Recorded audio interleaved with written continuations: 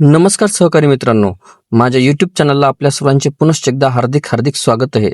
आपण जर सरकारी कर्मचारी किंवा पेन्शनधारक किंवा कुठेही शासकीय सेवेत नोकरीला असा तर ही खास बातमी मी आपल्यासाठी घेऊन आलेलो आहे. पण तत्पूर्वी आपण आमच्या चॅनलवर नवीन असल्यास चॅनलला निश्चित सबस्क्राईब करा आणि बेल आयकॉनला प्रेस करून ऑल नोटिफिकेशन्स ऑन करा, जेणेकरून आपल्याला व्हिडिओचे सर्व नोटिफिकेशन्स हे सर्वात अगोदर हे प्राप्त होतील. केंद्रीय कर्मचारी आणि पेन्शनधारकांसाठी आनंदाची बातमी ही समोर आली आहे. गेल्या अनेक दिवसांपासून प्रतीक्षित असलेल्या महागाई भत्त्यातील वाढीची घोषणा केंद्र सरकार याच आठवड्यात करण्याची शक्यता आहे. या निर्णयामुळे सुमारे 49 लाख केंद्रीय कर्मचारी आणि 68 लाख पेन्शनधारकांच्या पगारामध्ये आणि पेन्शनमध्ये मोठी वाढ होऊ शकते. मीडिया रिपोर्ट्सनुसार सरकार यावेळी महागाई भत्त्यामध्ये 3% वाढ करू शकतं.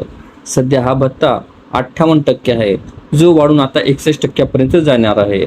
ऑक्टोबर 2025 मध्ये महागाई भत्ता 55% वरून 58% करण्यात आला होता, जो 1 जुलै 2025 पासून लागू झाला होता.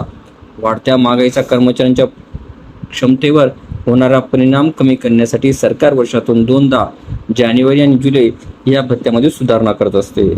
महागाई भत्ता वाढल्याचा थेट परिणाम कर्मचाऱ्यांच्या हातात येणाऱ्या पगारावर होईल. एका उदाहरणावरून समजून घ्या आपण. मूळ पगार, जसं की समजा एखाद्या कर्मचाऱ्याचा मूळ पगार 56,100 आहे. 58% DA नुसार आतापर्यंत त्यांना 32,538 रुपये मिळत होते. एक्सेस DA नुसार आता ही रक्कम 34,221 रुपये होईल. निव्वळ वाढ ही दरमहा सुमारे 1,683 रुपयांची वाढ ही ठरणार आहे.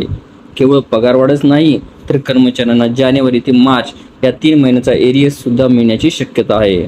वरील उदाहरणातील कर्मचाऱ्याला एप्रिलच्या पगारासोबत सुमारे 6,732 रुपये अतिरिक्त मिळू शकतात. अर्थात ही रक्कम प्रत्येक कर्मचाऱ्याच्या मूळ पगारावर अवलंबून असणार आहे. कर्मचाऱ्यांचे लक्ष 8व्या वेतन आयोगाकडे लागले आहे. नियमानुसार हा आयोग 1 जानेवारी 2026 पासून लागू होणे अपेक्षित होते.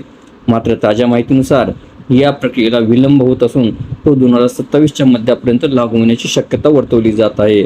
अशा परिस्थितीमध्ये सध्याची महागाई भत्ता वाढ हीच कर्मचाऱ्यांसाठी मोठी दिलासा देणारी बातमी ठरणार आहे.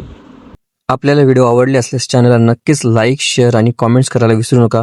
तसेच चॅनलला ऑल नोटिफिकेशन्स ऑन करून सबस्क्राईब करा, जेणेकरून व्हिडिओचे सर्व नोटिफिकेशन्स आपल्याला सर्वप्रथम मिळतील. लवकरच आपण पुढच्या व्हिडिओमध्ये भेटूया. तोपर्यंत नमस्कार.